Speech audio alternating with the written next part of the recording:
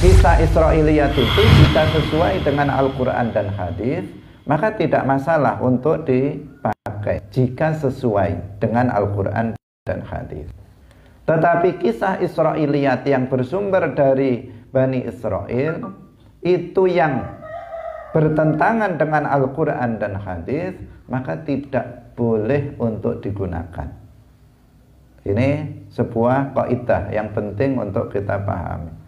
Jadi ketika kisah Israiliyat itu sesuai dengan Al-Quran dan hadis, tidak mengapa jika kita kemudian menggunakan kisah itu. Tetapi jika kisah Israiliyat itu bertentangan dengan Al-Quran dan hadis, maka tidak boleh kita menggunakan kisah tersebut.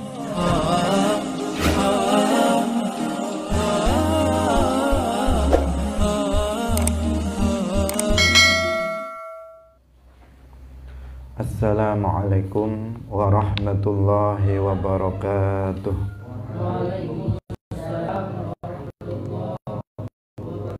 Abda'u bismillahi warrahmani wa birrahimi daimil ihsani falhamdulillahil qadimil awwali wal akhiril baqi bila tahawuli thumma salatu wassalamu sarmada ala nabiyyi khairi man qad wahada wa alihi wa sahbihi wa man tabi' sabila dinil haqqi ghaira mubtadi' wa ba'du fa'lam bi wujubil ma'rifah min wajibin lillahi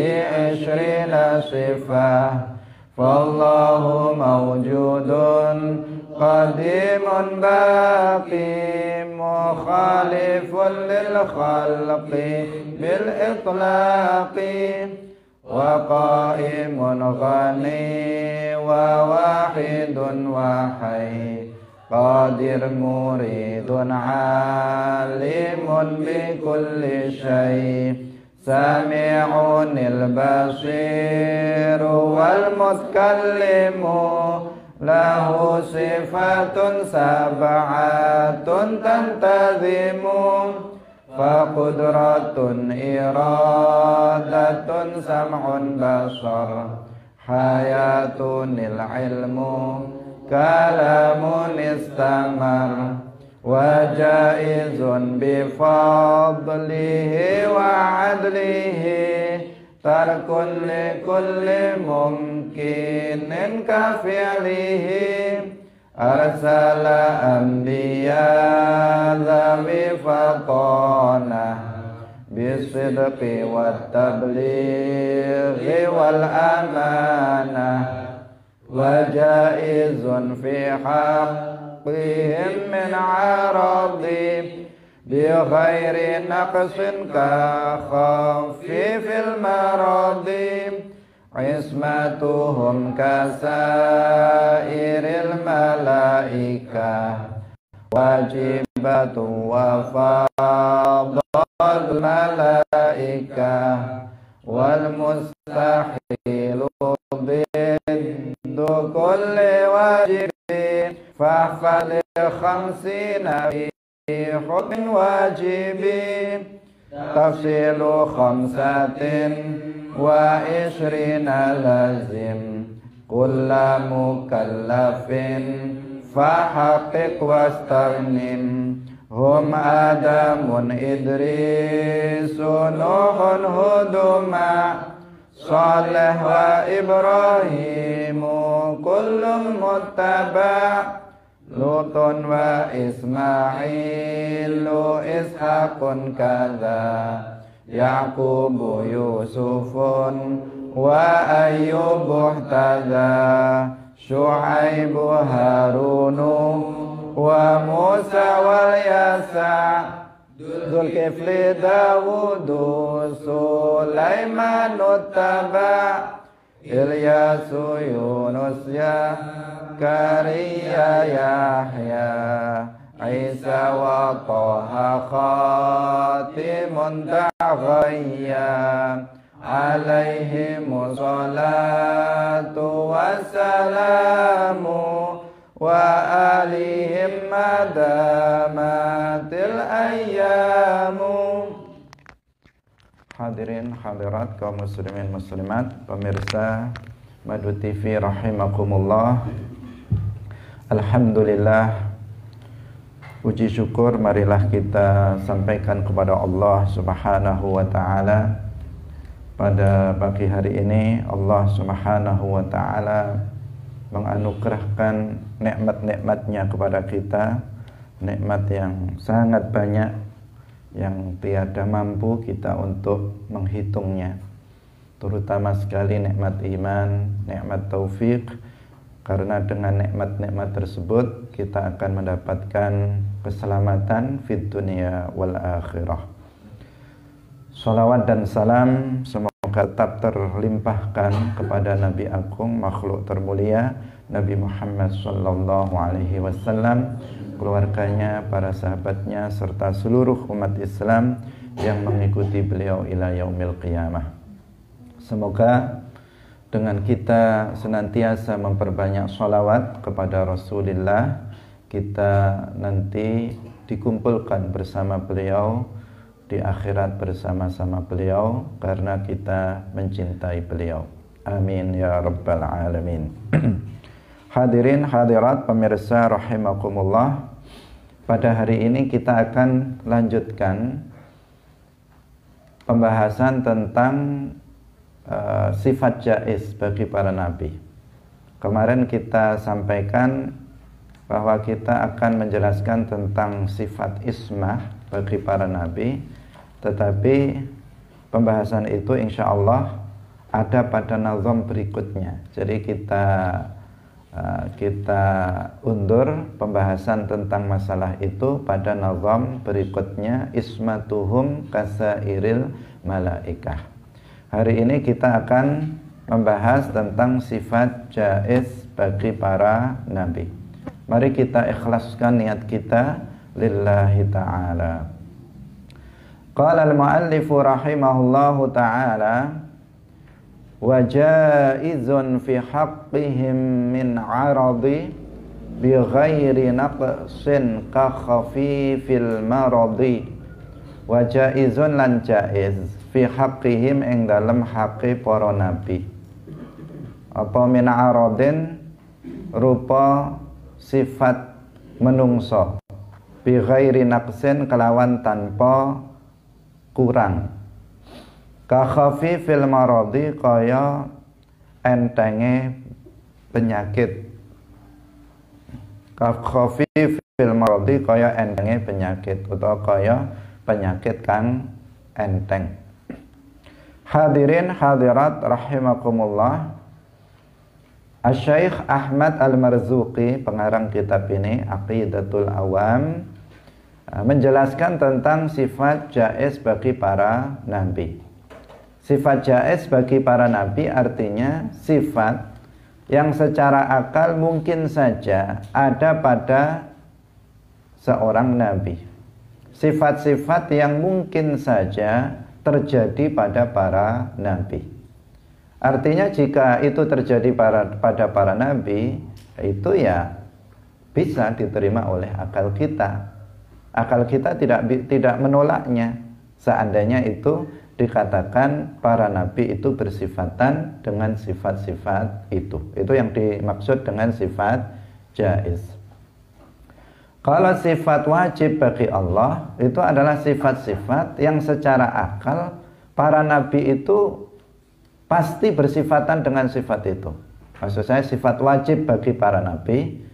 Sifat wajib bagi para nabi adalah sifat-sifat yang secara akal Allah itu pasti bersifatan dengan sifat itu.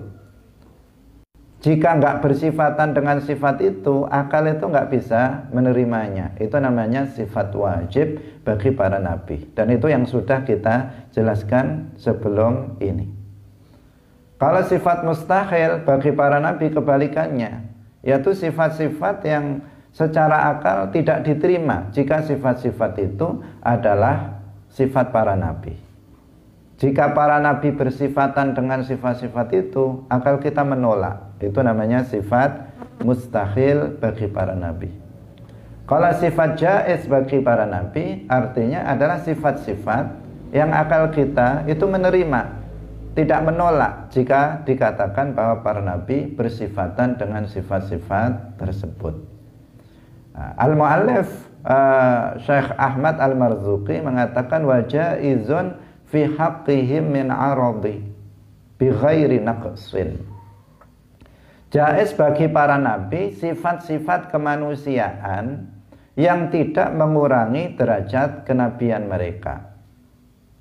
Jadi sifat jaiz bagi para nabi adalah semua sifat kemanusiaan yang yang tidak mengurangi derajat kenabian.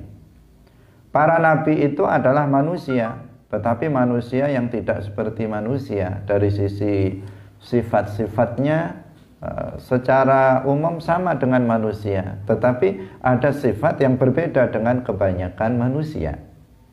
Para nabi itu lebih mulia dari seluruh manusia, dan mereka memiliki sifat-sifat kemanusiaan karena mereka adalah manusia. Tetapi sifat kemanusiaan yang jaiz bagi para nabi adalah sifat kemanusiaan yang tidak mengurangi derajat kenabian mereka. Ini perlu digarisbawahi.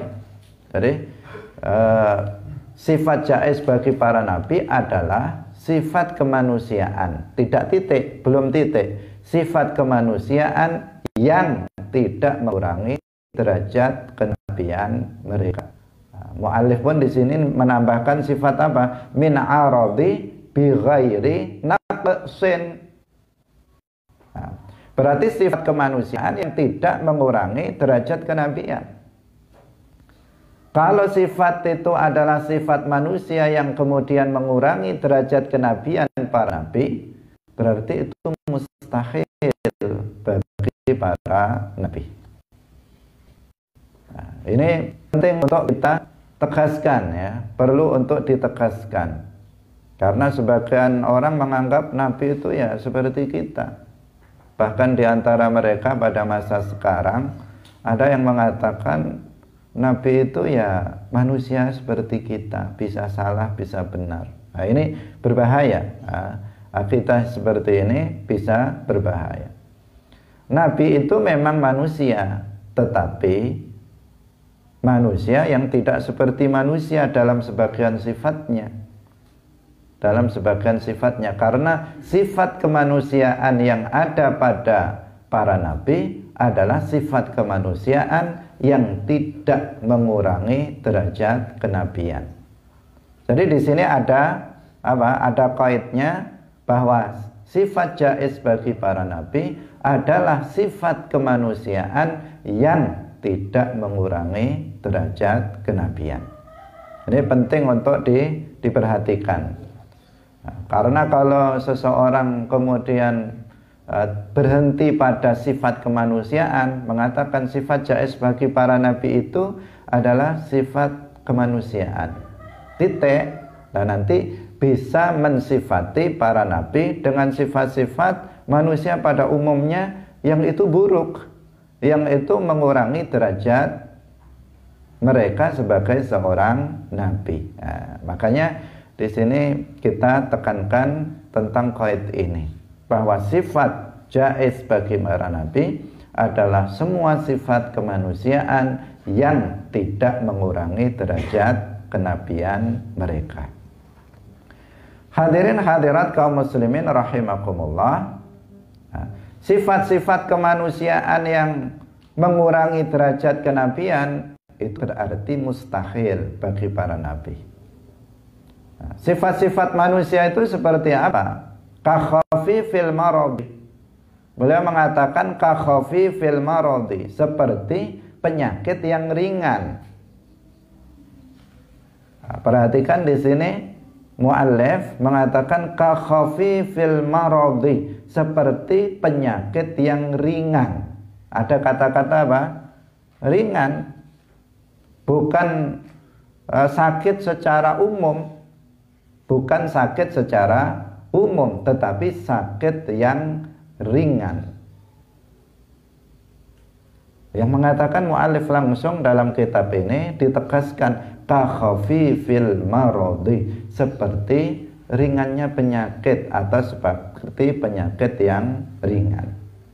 Berarti penyakit yang berat, yang menjijikkan, itu mustahil bagi para nabi. Berdasarkan ini kita pahami bahwa penyakit-penyakit yang sangat berat dan menjijikkan, yang membuat orang lain itu menjauh darinya, ini adalah penyakit yang tidak mungkin diderita, dialami oleh seorang nabi. Sifat manusia lainnya ya seperti makan, seperti minum, seperti menikah, itu tidur, itu semuanya apa? Sifat-sifat kemanusiaan yang tidak mengurangi derajat kenabian. Hadirin hadirat kaum muslimin rahimakumullah. Ketika kita bicara sifat manusia, tentu kita sudah paham yang dimaksud ya sifat-sifat yang biasa dilakukan oleh manusia. Nah, tetapi yang perlu ditekankan di sini adalah sifat manusia yang tidak layak bagi para nabi, sifat manusia yang mustahil bagi para nabi, atau dengan kata lain sifat manusia yang bisa mengurangi derajat para nabi yang tidak mungkin ada pada para nabi. Itu seperti apa? Agar kita bisa berhati-hati. Yang pertama tadi, kebalikan yang disampaikan oleh muallif. Muallif mengatakan ka khafifil maradi, berarti mustahil bagi para nabi penyakit yang berat dan menjijikkan seperti yang tadi kita sampaikan, sampai umatnya menjauhinya, sampai kemudian umatnya membuangnya karena menjijikkan. Ini adalah sesuatu yang mustahil, tidak mungkin terjadi pada para nabi. Maka di sini kita harus waspada terhadap kisah dusta yang sering diceritakan tentang Nabi Ayub alaihissalam. Meskipun ini ada dalam sebagian kitab, tetapi kisahnya tidak jelas sumbernya, karena memang berasal dari kisah Israiliyat. Kisah Israiliyat itu adalah kisah yang diambil dari sumber Bani Israel. Kisah yang diambil dari sumber orang-orang Yahudi dan orang-orang Nasrani. Itu namanya kisah Israiliyat. Tidak bersumber dari Al-Quran dan hadis. Kisah Israiliyat itu jika sesuai dengan Al-Quran dan hadis, maka tidak masalah untuk dipakai jika sesuai dengan Al-Quran dan hadis. Tetapi kisah Israiliyat yang bersumber dari Bani Israel, itu yang bertentangan dengan Al-Quran dan hadis, maka tidak boleh untuk digunakan. Ini sebuah kaidah yang penting untuk kita pahami. Jadi ketika kisah Israiliyat itu sesuai dengan Al-Quran dan hadis, tidak mengapa jika kita kemudian menggunakan kisah itu. Tetapi jika kisah Israiliyat itu bertentangan dengan Al-Quran dan hadis, maka tidak boleh kita menggunakan kisah tersebut. Ada dalam sebagian kitab tafsir itu yang menyebutkan kisah-kisah Israiliyat tanpa kemudian diseleksi, sehingga muncul kisah-kisah Israiliyat, kisah-kisah Israiliyat yang itu bertentangan dengan prinsip-prinsip dasar akidah ahli sunnah wal jamaah. Jadi kitab tafsir para ulama itu jumlahnya banyak sekali. Sebagian ada yang sangat ketat dalam periwayatan hadis ataupun periwayatan kisah-kisah yang dimasukkan. Ada sebagian kitab tafsir itu yang isinya banyak cerita-cerita begitu. Sehingga apa? Sehingga kemudian dia mengambil dari kisah-kisah Israiliyat. Itu tidak dipungkiri oleh para ulama, juga tidak dipungkiri adanya kitab-kitab tafsir yang seperti itu.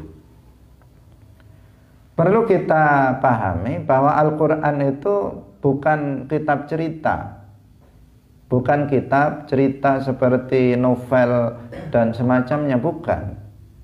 Tetapi dalam Al-Quran itu ada cerita.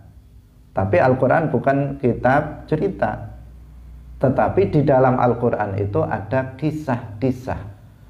Nah, kisah-kisah yang disebutkan dalam Al-Quran itu adalah untuk pelajaran, sebagai ibrah bagi umat Islam, sebagai pelajaran bagi umat Islam.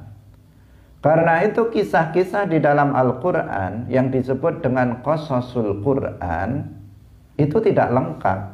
Tidak seperti sinetron dari awal sampai akhir ceritanya berturut-turut, tidak seperti itu. Cerita yang lengkap itu, yang lumayan lengkap, bukan lengkap tetapi lumayan lengkap, itu hanya Nabi Yusuf alaihissalam ada dalam satu surat. Mulai Nabi Yusuf kecil sampai Nabi Yusuf dewasa itu ada dalam satu surat, yaitu surat Yusuf. Tetapi nabi-nabi yang lain itu ada yang diulang-ulang dengan cerita yang sama, ada yang kisahnya itu hanya sepotong-sepotong saja.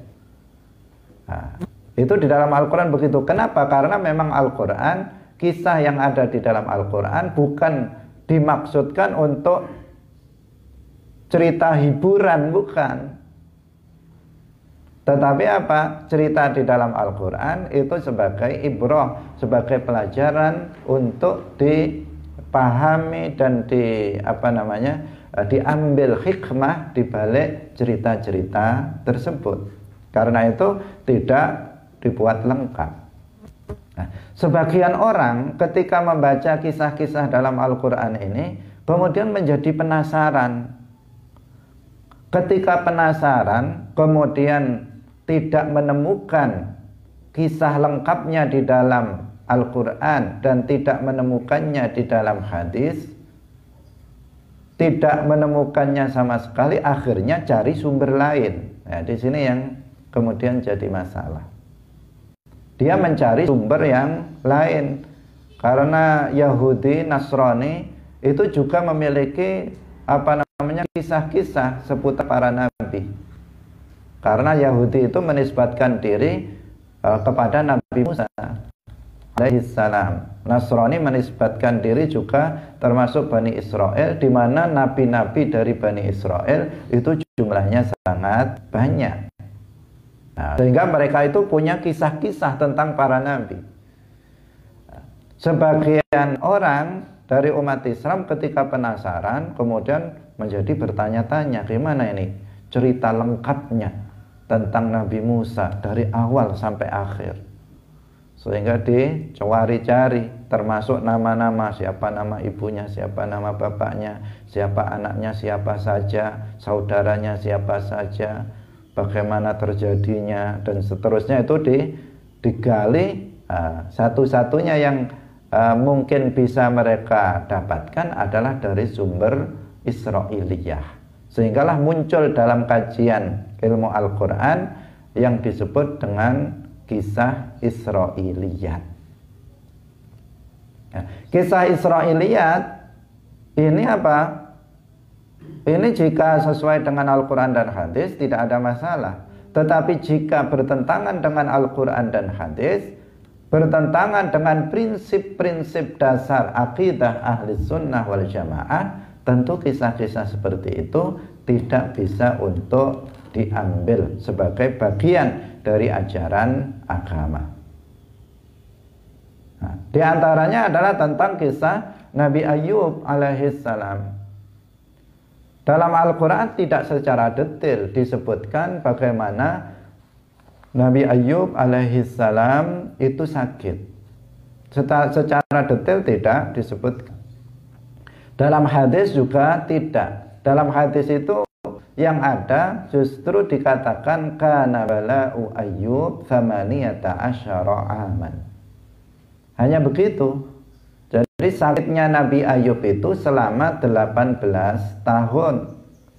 Tidak disebutkan jenis penyakitnya itu apa. Apakah lepra, apakah juzam atau apa. Itu tidak disebutkan. Nah, dalam hal ini ketika nggak ada disebutkan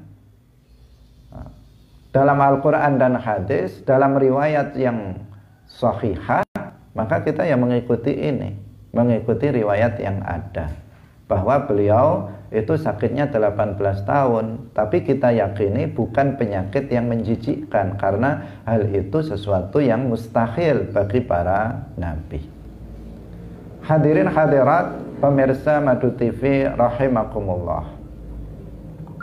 Jadi kisah yang mengatakan bahwa Nabi Ayub itu sakit kulit, kena penyakit kulit yang sangat parah di sekujur badannya, sehingga kemudian badannya seluruhnya membusuk, baunya tidak sedap, bahkan seluruh badannya itu penuh dengan belatung, dengan ulat, set, seluruh badannya itu penuh dengan set, kalau bahasa Jawa, belatung bahasa Indonesianya, sehingga badannya itu membusuk, sehingga Nabi Ayub itu kemudian dijauhi atau bahkan dikucilkan dari masyarakat.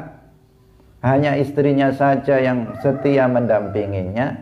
Misalnya, ini adalah sesuatu yang sesuatu yang mustahil. Ini penyakit yang menjijikkan, yang menjadikan orang menjauh dari dakwah seorang nabi. Bukankah seorang nabi itu diutus untuk berdakwah? Jika kemudian dia memiliki penyakit yang membuat orang lain itu menjauh darinya, maka ini bertentangan dengan tujuan dari diutusnya seorang nabi itu, yaitu untuk berdakwah. Jadi penyakit-penyakit model seperti itu yang membuat orang lain itu menjauh, ini mustahil bagi para nabi. Karena itulah maka mu'alif di sini mengatakan kakhafifil maradi. Penyakit yang ringan, misalnya panas, kemudian pilek, itu sesuatu yang ringan mungkin terjadi pada seorang nabi. Tapi kalau penyakit yang yang penyakit kulit sampai membusuk, sampai penuh dengan belatung, bahkan dalam sebagian kisah dikatakan ketika ada salah satu belatungnya, ulatnya jatuh oleh Nabi Ayub, katanya diambil kemudian dikembalikan lagi ke badannya, mengatakan kuli min rizqillah, makanlah rizki Allah ini. Nah, ini tambah berat ini permasalahannya ketika dikatakan seperti itu. Karena apa? Karena ketika dikatakan Nabi Ayub itu meletakkan ulat yang jatuh ke badannya agar memakan dirinya, itu bertentangan dengan prinsip ajaran Islam. Dalam Al-Quran disebutkan apa? Wala tulqu biaidikum ilat tahlukah. Yang artinya janganlah kalian jatuhkan diri kalian dalam kerusakan. Nah, kalau seseorang meletakkan ulat ke tubuhnya agar memakan jasadnya, itu namanya apa? Menyakitkan diri sendiri, merusak diri sendiri. Itu nggak boleh. Seperti orang kalau sekarang yang masuk dalam di sini, wala tulqu bi aidikum ila tahlukah. Seperti orang yang mengkonsumsi narkoba, itu kan merusak diri sendiri. Karena apa? Karena dia akan membunuh dirinya sendiri secara pelan-pelan, secara tidak langsung. Itu dilarang. Kenapa? Karena itu berarti merusak diri sendiri. Dan ayat Al-Quran mengatakan wala tulqu biaidikum ilat tahlukah. Sebagian atau bagi seorang yang jika merokok misalnya kemudian badannya akan sakit, paru-parunya akan rusak, maka dia tidak, kalau dia tetap saja merokok berarti masuk dalam ayat ini, larangan dari ayat ini. Meskipun merokok itu hukumnya apa? Ditafsil, dirinci. Dirinci, tidak haram secara mutlak, tidak. Merokok itu haram apabila merokok itu membahayakan diri seseorang. Jadi kalau dia merokok maka dia akan, penyakit paru-parunya akan kambuh, dia akan batuk, dia akan sesak nafas misalnya, maka merokok bagi dia hukumnya haram karena masuk pada larangan ayat wala tulqu biaidikum ilat tahlukah.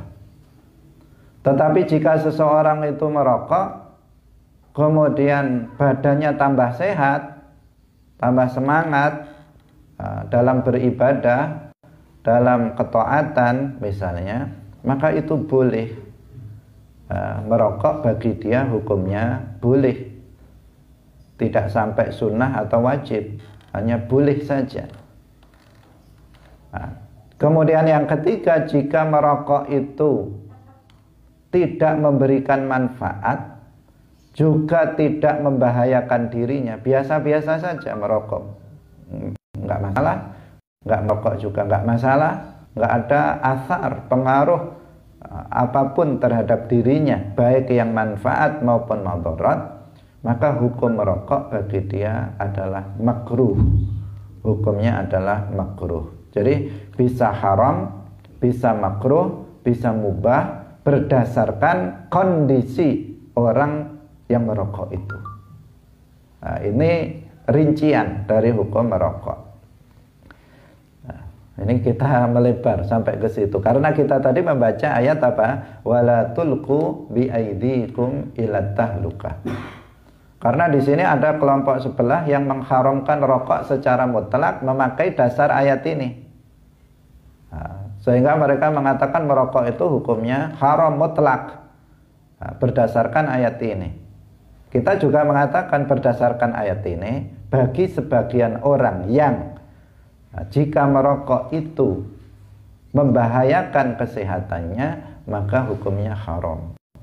Tetapi jika tidak membahayakan si perokok itu ya nggak masuk dalam larangan ayat ini. Karena ayat ini kan larangan merusak diri sendiri. Sementara ketika ada sebagian orang merokok malah sehat, nah, itu berarti tidak masuk dalam larangan ini. Hadirin hadirat kaum muslimin muslimat rahimakumullah. Jadi Nabi Ayub alaihissalam tidak benar jika dikatakan beliau memiliki penyakit yang menjijikkan, yang membuat orang lari darinya, yang membuat dia dikucilkan, dibuang dari masyarakat, khawatir nanti menular dan baunya mengganggu masyarakat sehingga dijauhkan. Ini adalah sesuatu yang mustahil, bertentangan dengan sifat jaiz bagi para nabi yang tadi sudah ditegaskan oleh Syekh Ahmad Al-Marzuqi bahwa penyakit yang jaiz bagi para nabi adalah penyakit ringan. Kalau penyakit kayak tadi itu ringan atau berat? Ya, sangat berat. Sampai bukan hanya berakibat pada rusaknya badan dia, tetapi juga rusaknya citra dia di hadapan masyarakat. Sampai kemudian dikucilkan kan berarti apa? Itu citranya hilang Nabi itu. Hadirin hadirat rahimakumullah. Jadi yang benar bagaimana kisah Nabi Ayub? Yang benar Nabi Ayub itu memang sakit. Nabi Ayub itu memang sakit, tetapi sakitnya tidak dijelaskan sakit apa. Tetapi beliau sakitnya tidak seberat itu. Hanya saja sakit beliau itu sangat lama. Tetapi dengan sakit yang sangat lama, beliau tetap bersabar. Seperti tadi kita katakan dalam hadis diriwayatkan kana bala'u Ayyub 18 aman. Sakitnya Nabi Ayub itu 18 tahun. Bayangkan 18 tahun beliau sakit. Tetapi bukan penyakit yang menjijikkan, bukan penyakit yang membuat orang lari dari dakwah beliau.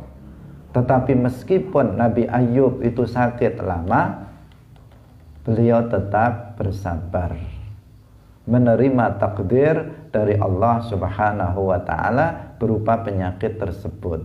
Sehingga dalam Al-Quran disebutkan inna wajadnahu sabira.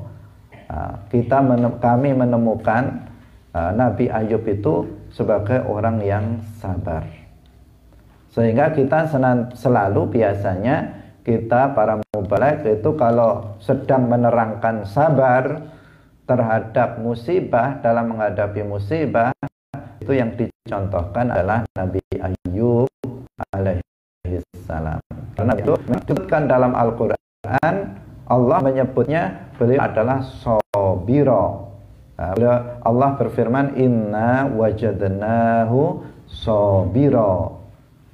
Kami temukan Ayub itu ada seorang hamba yang penyabar, yang sabar. Sabar dalam menerima takdir Allah, yaitu berupa apa? Berupa musibah, penyakit yang lama. Hadirin hadirat kaum muslimin muslimat, pemirsa Madu TV rahimakumullah. Kemudian yang kedua, ini apa? Sifat manusia yang mustahil. Yang pertama tadi apa? Penyakit yang menjijikkan, yang berat dan menjijikkan, itu mustahil bagi para nabi. Yang yang bukan merupakan sifat jaiz bagi para nabi. Yang kedua adalah yang sifat manusia yang mungkin terjadi bagi para nabi adalah sabqul lisan. Sabqul lisan. Sabqul lisan itu terpeleset lidah. Terpeleset lidah itu pengucapan perkataan yang diinginkan. Hatinya ingin mengatakan A, tetapi yang keluar di lisannya B. Seseorang, kita kan kadang sering mengatakan kita ingin memanggil, misalnya kita ingin memanggil Ahmad, yang keluar apa? Zaid. Zaid, padahal hati saya mau mengatakan Ahmad, tapi yang keluar di lisan itu Zaid. Itu namanya apa? Sabqul lisan. Terpeleset lidahnya. Mestinya kan lisan itu mengikuti hati, tetapi ini lisannya keluar duluan yang gak sesuai dengan apa keinginan hati. Itu namanya sabqul lisan. Sabqul lisan sifat manusia. Kita terkadang sabqul lisan. Terkadang bahkan kita di tengah pelajaran seperti ini, kita mengucapkan kata-kata yang sebenarnya gak kita ingin ucapkan, ternyata keluar. Nah, kalau kita ingat kemudian kita ralat. Itu manusia biasa seperti kita. Sabqul lisan, terpeleset lidah, sesuatu hal yang merupakan sifat kemanusiaan. Bahkan di antara orang itu ada sabqul lisannya parah. Sedikit-sedikit setiap ngomong sabqul lisan, setiap ngomong sabqul lisan. Ada sebagian orang yang seperti itu.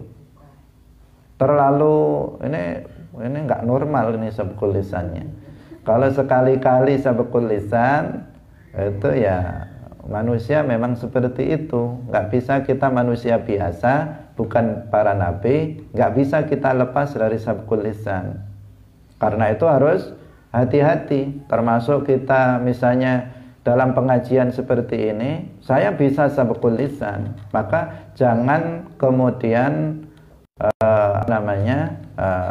jangan kemudian takut untuk mengingatkan. Karena bisa jadi ada sabqul lisan. Saya tidak ingin mengucapkannya, tetapi terucap. Seperti tadi saya ingin mengatakan sifat wajib bagi para nabi, yang keluar sifat wajib bagi Allah misalnya. Nah, itu namanya sabqul lisan. Nah, bagi para pemirsa misalnya menemukan sabqul lisan atau bahkan mungkin juga terjadi kesalahan, maka jangan ragu untuk mengingatkan, karena kita manusia biasa, bukan nabi yang bisa sabqul lisan. Tetapi kalau sering sabqul lisan, ini berbahaya. Jangan sampai apalagi menjelaskan tentang permasalahan agama kok sering sabqul lisan, itu berbahaya bagi orang yang mendengar. Kalau bagi dia sendiri, maka namanya sabqul lisan, tidak terjadi dengan kesengajaan, tidak masalah. Tetapi bagi yang mendengar bisa salah paham terhadap apa yang disampaikan. Nah, untuk para nabi itu tidak ada sabqul lisan. Nggak ada para nabi yang sabqul lisan, karena mereka itu apa? Mereka itu diutus untuk berdakwah. Jika sempat sabqul lisan, kemudian umatnya memahami berbeda dengan yang sebenarnya, ini akan berbahaya. Makanya secara akal dikatakan jika ada seorang nabi itu yang sabqul lisan dalam berbicara, maka kebenaran apa yang diucapkan oleh para nabi itu menjadi diragukan. Kalau seorang nabi itu bersabda, maka orang menjadi, ini sabqul lisan apa enggak ini? Jadi ragu, jangan-jangan sabqul lisan ini bilang haram, ini sabqul lisan apa enggak? Jangan-jangan mau bilang halal tapi keluar haram. Nah, ini jadi ragu-ragu umatnya terhadap kebenaran apa yang disampaikan oleh nabi itu. Karena itu tidak mungkin seorang nabi itu sabqul lisan di dalam berbicara. Hadirin hadirat rahimakumullah. Ini yang kedua, sifat manusia yang mustahil bagi para nabi. Karena apa? Mengurangi derajat kenabian. Karena sifat jaiz bagi para nabi itu sifat manusia yang tidak mengurangi derajat kenabian. Jika mengurangi derajat kenabian seperti sakit yang berat, seperti sabqul lisan, maka itu mustahil bagi para nabi.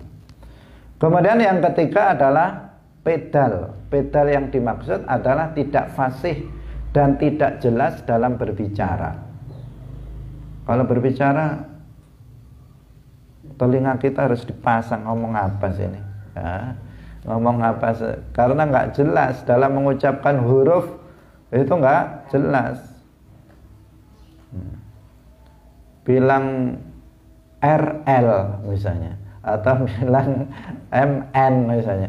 Jadi nggak jelas ini ngomongnya, kita yang nggak biasa, telinga kita mendengar dia berkata, kita menjadi nggak jelas. Pedal seperti itu tidak mungkin terjadi pada para nabi. Karena itu juga bertentangan dengan apa? Tujuan dari diutusnya para nabi untuk berdakwah. Jika ucapannya itu nggak jelas, tidak bisa dipahami, tidak fasih, maka orang akan apa? Orang nggak bisa sampai dakwah itu. Dan Nabi kita Muhammad sallallahu alaihi wasallam adalah afsahun nas, orang yang paling fasih di dalam berbicara. Nggak ada kesalahan dalam ucapan Rasulullah sallallahu alaihi wasallam. Maka di sini yang harus diperhatikan adalah tentang kisah tentang Nabi Musa alaihi salam. Ada sebagian orang mengatakan Nabi Musa itu pedal dalam berbicara karena ketika kecil itu memakan bara api. Jadi ketika Nabi Musa alaihi salam kecil kan dirawat oleh Fir'aun. Dirawat oleh Fir'aun, kemudian apa? Menarik jenggot Fir'aun sehingga Fir'aun menjadi marah. Marah anak kecil. Sehingga dilarang, mau dihukum oleh istrinya yang muslimah, yaitu Sayyidah Asiyah. Itu apa? dilarang. Akhirnya karena masih kecil, masih kecil itu kan belum paham. Akhirnya apa? Diuji dengan diberi makanan dan bara api. Coba ini memang betul-betul sudah benar atau belum? Nah, sebenarnya Nabi Musa itu tahu dia akan memilih makanan, tetapi apa? Tetapi kemudian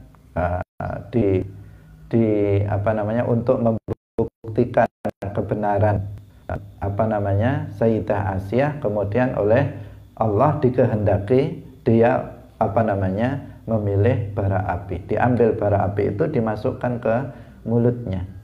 Nah, sehingga itu berakibat, ada akibat terhadap lisan Nabi Musa alaihissalam.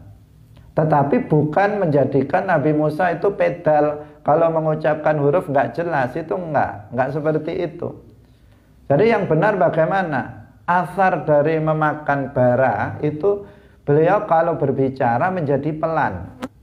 Jadi beliau kalau bicara bersabda itu tidak cepat seperti pada umumnya orang, pelan tetap jelas dan bisa dipahami oleh orang yang mendengar. Ini yang penting untuk digarisbawahi. Beliau kalau berbicara, Nabi Musa itu jelas, fasih dan memahamkan. Hanya saja karena beliau itu lidahnya kena bara api ketika kecil itu, beliau kalau bicara menjadi pelan, tapi fasih, jelas dan memahamkan. Setelah Nabi Musa alaihissalam menerima wahyu, kemudian beliau berdoa, wahlul uqdatam min lisani yafqahu qawli. Wahlul uqdatam min lisani, lepaslah uqdah yang ada di dalam lisanku ini.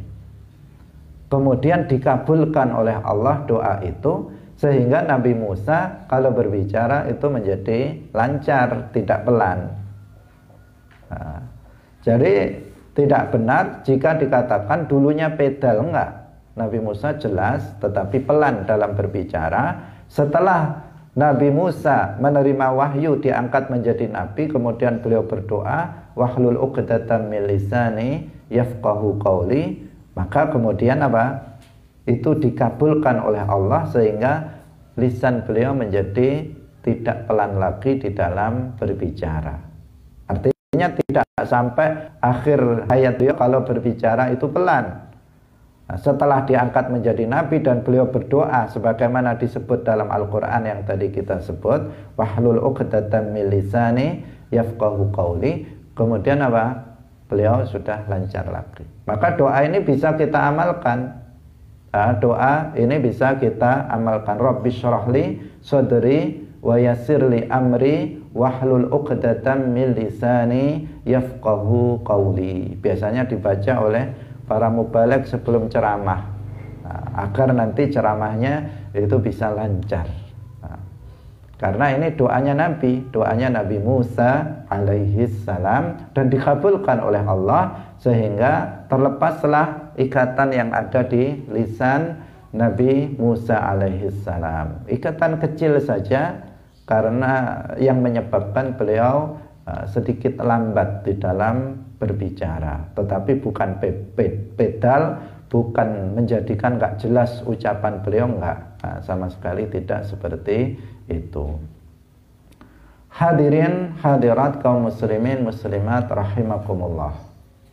Kemudian yang berikutnya, yang keempat, sifat manusia yang mustahil bagi para nabi karena bisa mengurangi derajat kenabian seorang nabi adalah cacat fisik yang permanen. Jadi cacat fisik yang permanen, buta yang permanen, tuli yang permanen, pincang yang permanen dan semacamnya. Jadi begitu lahir langsung buta, itu mustahil bagi para nabi. Begitu lahir sudah budek, tuli, nggak dengar kalau ada orang ngomong, itu mustahil. Itu kan sifat manusia juga, tetapi apa? Mustahil bagi para nabi. Atau pincang, dari awal sudah pincang, lahir sudah kakinya besar sebelah. misalnya itu sudah apa? Itu permanen itu tidak mungkin terjadi pada para nabi. Kalau yang terjadi pada Nabi Yakub alaihissalam, ayahnya Nabi siapa? Nabi Yusuf alaihissalam. Ketika Nabi Yakub itu berpisah dengan putranya yang disayanginya, yaitu Nabi Yusuf alaihissalam, karena Nabi Yusuf dizolimi oleh saudara-saudaranya sendiri sehingga dibuang di sumur. Itu Nabi Yakub menjadi bersedih karena itu, sehingga kemudian mengakibatkan mata beliau Nabi Yakub itu menjadi putih dan menjadi buta. Nabi Yakub alaihissalam menjadi buta. Buta yang dialami oleh Nabi Yakub itu bukan buta permanen, tetapi buta hanya beberapa waktu saja, tidak sepanjang hidupnya. Awalnya Nabi Yakub tidak buta, tetapi Nabi Yakub kemudian menjadi buta. Setelah itu kembali lagi penglihatan beliau. Ketika Nabi Yusuf alaihissalam itu sudah diketahui keberadaannya, ternyata Nabi Yusuf sudah menjadi seorang pembesar di Mesir. Kemudian Nabi Yusuf mengirimkan bajunya melalui saudara-saudaranya agar disampaikan kepada ayahnya Nabi Yakub, agar baju beliau itu diusapkan di wajah bapaknya. Dalam Al-Quran disebutkan idhabu biqamisi hadha fa'alquhu ala wajhi abi ya'ti basira. Pergilah kalian dengan membawa bajuku ini. Fa'alquhu, kemudian letakkanlah baju itu di atas wajah ayahku. Ya'ti basira, maka ayahku akan kembali bisa melihat. Nah, akhirnya apa? Betul itu dilakukan, dibawa baju. Kemudian setelah sampai kepada ayahnya, bajunya diusapkan di wajahnya. Kemudian Nabi Yakub bisa melihat lagi. Itu namanya apa? Tabarruk. Itu namanya apa? Tabarruk. Nabi tabarruk dengan Nabi. Nabi Yakub seorang Nabi, Nabiullah, bertabarruk dengan putranya, yaitu Nabi Yusuf yang juga Nabiullah. Bertabarruk dengan baju dari seorang Nabi. Dengan sebab baju itu Allah mengembalikan penglihatan Nabi Yakub alaihissalam. Nah, ini adalah satu ayat dalil bagi Ahlus Sunnah wal Jamaah tentang bolehnya tabarruk dengan asar para nabi. Ini para santri harus hafal ayat ini, karena ini dalil tabarruk. Kita kan sering tabarukan dengan para nabi, tabarukan dengan para wali, tabarukan dengan para ulama, para kiai. Dalilnya apa? Dalilnya ini, ayat ini di antaranya selain hadis yang jumlahnya sangat banyak. Idhabu biqamisi hadza fa'alquhu ala wajhi ya'ti basira. Jadi kalau buta tidak permanen sementara waktu, itu sesuatu yang jaiz bagi para nabi. Hadirin hadirat kaum muslimin rahimakumullah. Secara singkat, waktunya sudah habis. Yang lain adalah yang mustahil, pikun, mudah lupa. Itu juga nggak mungkin ada nabi yang pikun. Kalau lupanya itu dalam batas wajar, mungkin. Tetapi kalau pikun itu apa? Sedikit lupa. Dibilang tadi sudah makan, dia bilang saya belum makan. Itu namanya sesuatu yang nggak wajar, pikun yang nggak wajar. Tapi kalau pernah lupa, Nabi Muhammad pernah lupa. Misalnya bilangan rakaat. Rasulullah pernah lupa tentang bilangan rakaat sholat beliau. Nah ini apa? Ini sesuatu yang wajar. Tetapi kalau lupa yang berlebihan yang disebut pikun itu mustahil. Kemudian gila ini juga mustahil, nggak ada seorang nabi yang pernah gila. Kemudian terpengaruh sihir pada akalnya, ini juga mustahil. Sifat manusia juga, tetapi mustahil bagi para nabi kena sihir. Karena itu mengurangi derajat kenabian. Kemudian yang berikutnya adalah juben, penakut yang berlebihan. Ini juga mustahil bagi para nabi. Rasulullah hijrah ke Madinah itu karena menjalankan perintah Allah, bukan karena ketakutan sama orang-orang kafir. Tidak sama sekali. Bahkan Nabi Muhammad adalah asja'u khalqillah, makhluk Allah yang paling pemberani. Hadirin hadirat kaum muslimin rahimakumullah, sampai di sini pengajian kita pada pagi hari ini. Semoga bermanfaat bagi kita semua dan kita bisa lebih waspada, jangan sampai kita mensifati para nabi dengan sifat-sifat yang tidak layak bagi para nabi, apalagi sifat-sifat yang itu bisa mengurangi derajat kenabian. Barakallahu fikum, wallahul muwaffiq ila aqwamit thoriq. Wassalamu alaikum warahmatullahi wabarakatuh.